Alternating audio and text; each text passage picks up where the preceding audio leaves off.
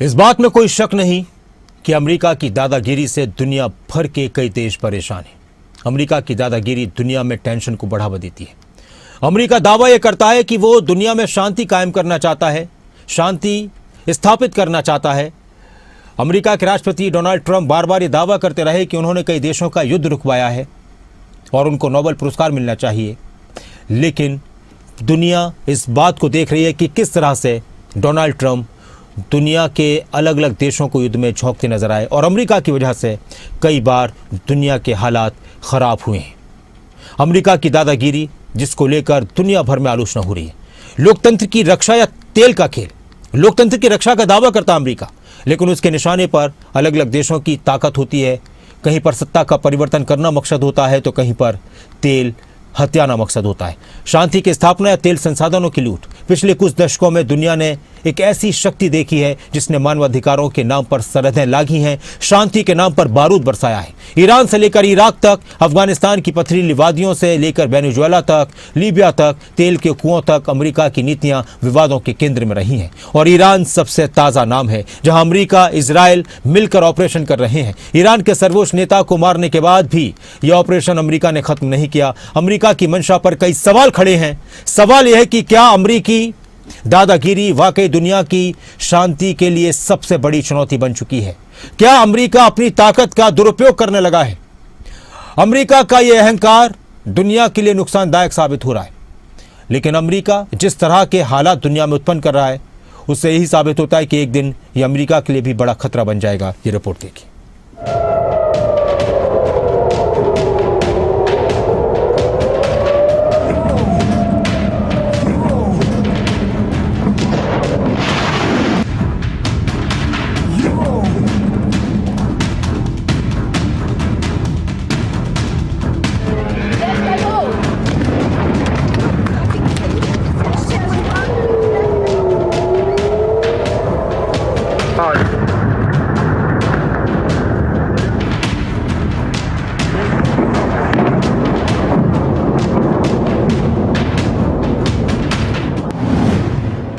दुनिया जिसे शांति का मसीहा बनकर देख रही है, क्या वो युद्ध का नया चेहरा बन गया है?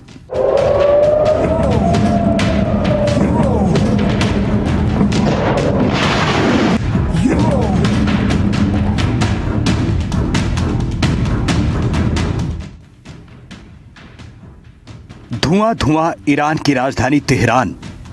अमेरिका ने ईरान में बड़ी एयर स्ट्राइक की। इजराइल के साथ मिलकर अमेरिका ने ईरान पर वो हमला किया जिसकी तैयारी महीनों से या फिर सालों से की जा रही थी। एक झटके में ईरान की लीडरशिप को खत्म कर दिया। ईरान के सर्वोच्च नेता आयतुल्लाह खामेनेई को मार दिया। अमेरिका का दावा है कि ईरान परमाणु हथियार बनाने के करीब था, जिससे अमेरिका समेत यूरोप के देशों को खतरा था। ईरान ने जिद पकड़ी थी, इसलिए अटैक जरूरी था। The purpose of this fast-growing missile program was to shield their nuclear weapon development and make it extraordinarily difficult for anyone to stop them from making these highly forbidden by us nuclear weapons. We were the ones that were complaining. We were the ones that wanted it stopped. But everybody was behind us. They just didn't have the courage to say so. An Iranian regime armed with long-range missiles and nuclear weapons would be an intolerable threat to the Middle East, but also to the American people. Our country itself would be under threat. Iran पर America और Israel के पीछे Trump परमाणु जिद को जिम्मेदार बता रहे हैं, लेकिन जब खामेनेई को मार दिया तो फिर आखिर अमेरिका और इजरायल ईरान पर बार बार अटैक क्यों कर रहे हैं? ईरान में धमाकों की गूंज ने दुनिया को तीसरे विश्व युद्ध की दहलीज पर खड़ा कर दिया। अमेरिका इसे दुनिया की सुरक्षा बता रहा है, लेकिन क्या यह वाकई सुरक्षा है या 70 साल पुरानी अधूरी साजिश का आखिरी अध्याय? 2026 की शुरुआत में अमेरिका ने इजरायल ने मिलकर ईरान पर वो हमला किया जिसकी पटकथा दशकों से लिखी जा रही थी। बहाना परमाणु हथियार, हकीकत एक ऐसी हुकूमत को जड़ से उखाड़ना जो वॉशिंगटन के सामने झुकने को तैयार नहीं थी।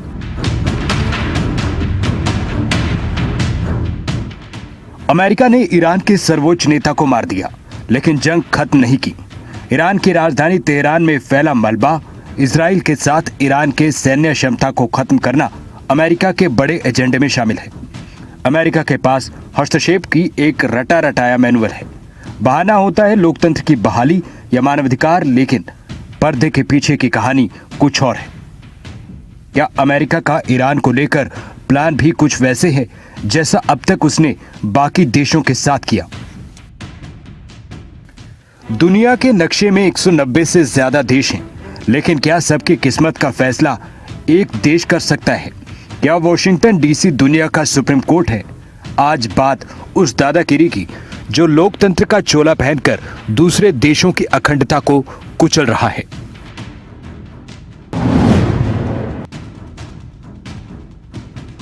ईरान और अमेरिका की इस दुश्मनी की जड़ें हैं 1953 की। तब कोई परमाणु बम नहीं था, बहाना था कम्युनिज्म, लेकिन असली साजिश थी तेल। ईरान के लोकतांत्रिक प्रधानमंत्री मोसोदेग ने जब तेल का राष्ट्रीयकरण किया तो सीआईए ने सड़कों पर दंगे भड़काए, एक चुनी हुई सरकार को उखाड़ फेंका था। अमेरिका ने वहां तानाशाह शाह को बैठाया। यह पहला सबूत था अमेरिका को लोकतंत्र से नहीं, अपने मुनाफे से मतलब है।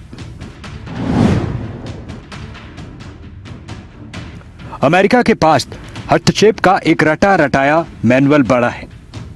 बहाना हमेशा लोकतंत्र के नाम पर लोकतंत्र की बहाली का है, लेकिन पर्दे के पीछे कहानी कुछ और है। जनवरी 2026 की वो तस्वीरें जब वेनेजुएला के राष्ट्रपति निकोलस मादुरो की गिरफ्तारी ने दुनिया को फिर से दहलाया। किसी देश के प्रमुख को उसके घर से उठा लिया। ये न्याय है या शुद्ध दादागिरी? 2003 में इराक को मलबे में बदल दिया गया। वहां बहाने के तौर पर सामूहिक विनाश के हथियार बताए गए। 20 साल बीत गए हैं, वो हथियार आज तक अमेरिका दुनिया के सामने नहीं लाया, लेकिन इराक के तेल और उसकी अर्थव्यवस्था का कंट्रोल किसके पास गया, ये सब दुनिया ने अपनी आंखों से देखा है।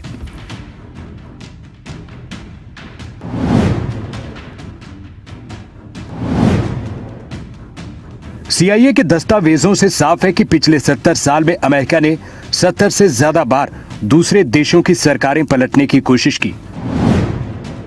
जब कोई नेता अमेरिकी हितों के खिलाफ खड़ा हुआ है तो उसे तानाशाह बताया गया है। ईरान में अमेरिका और इजरायल ने मिलकर ऑपरेशन चलाया, बहाना बनाया परमाणु हथियारों का खतरा और मानवाधिकार का। लेकिन सच्चाई है, ये अमेरिका की क्षेत्रीय वर्चस्व, इजरायल की सुरक्षा सुनिश्चित करना और तेल संसाधनों पर नजर है। वेनेजुएला पर अमेरिका का नार्को टेररिज्म का आरोप, बहाना लगाया कि राष्ट्रपति निकोलस मादुरो पर ड्रग तस्करी और मनी लॉन्ड्रिंग का आरोप। साजिश रही वेनेजुएला के बड़े तेल भंडार और मादुरो की अमेरिका विरोधी नीतियों का कारण एक्शन। इसी तरीके से 2003 में इराक में ऑपरेशन हुआ, बहाना लगाया सामूहिक विनाश के हथियार बनाने का। सद्दाम हुसैन के पास जैविक और रासायनिक हथियार का आरोप लगाया, लेकिन साजिश थी। हमले के बाद कोई भी जैविक और रासायनिक हथियार मिला नहीं। मिडिल ईस्ट के तेल संसाधनों पर कंट्रोल सद्दाम को हटा दिया गया। 2011 का लीबिया में मानवतावादी हस्तक्षेप, बहाना लगाया मुअम्मर गद्दाफी अपनी ही जनता का कत्लेआम कर रहे हैं। नाटो के जरिए अमेरिका ने गद्दाफी को मार दिया। अमेरिका का मकसद गद्दाफी की उस योजना का रोकना था जो अफ्रीकी देशों के लिए गोल्ड दिनार नाम से नई मुद्रा लाना चाहते थे, जो डॉलर को चुनौती देता। 2001 में अफगानिस्तान का ऑपरेशन, बहाना था आतंकवाद के खिलाफ युद्ध, 9/11 का बदला।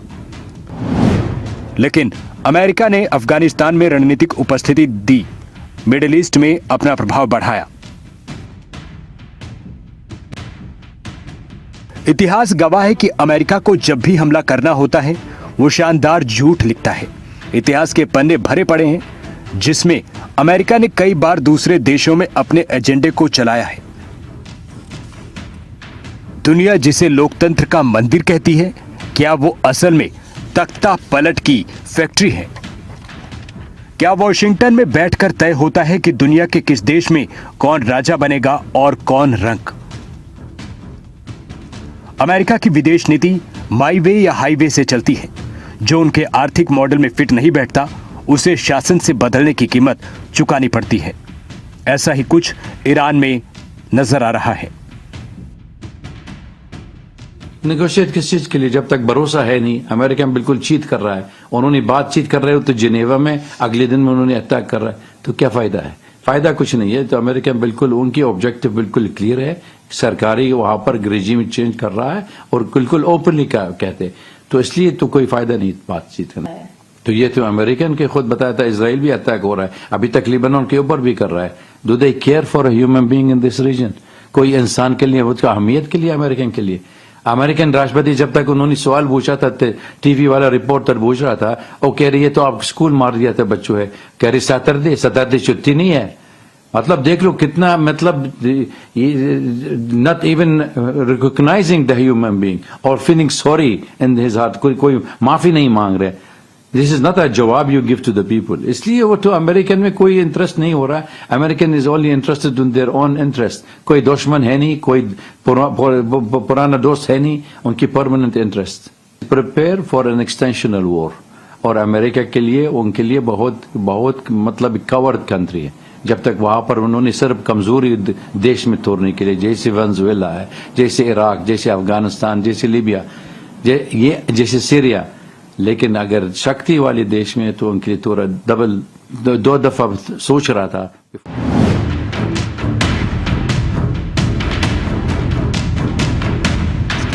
अमेरिका सिर्फ बमों से नहीं, डॉलर से भी हमला करता है। जब सेना नहीं भेज पाता तो आर्थिक प्रतिबंध लगाता है। ईरान जैसे देशों की जनता को भूखा मारकर वहां विद्रोह भड़काना अमेरिका का सबसे पुराना हथियार है। वेनेजुएला में सालों तक आर्थिक नाकेबंदी की गई ताकि जनता परेशान होकर सरकार के खिलाफ सड़कों पर आए।